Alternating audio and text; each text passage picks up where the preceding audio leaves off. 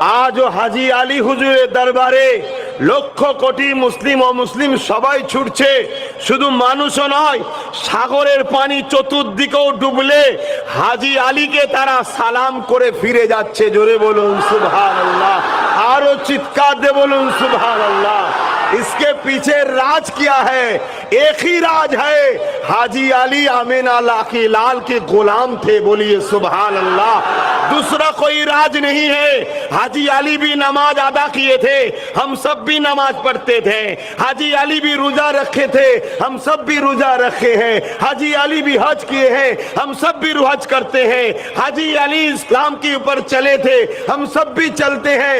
मगर एक चीज उससे हमसे अलग है, वो मोहम्मद अरबी का गुलाम थे, हम गुलामी छोड़ दिए हैं। এই জন্য আজকে দুনিয়া আমাদেরকে লুটছে। আর হাজী আলীকে আজও দুনিয়া এতদিন পরও তার কাছে গিয়ে এখনো বলছে, বাবা খেয়াল রাখবেন।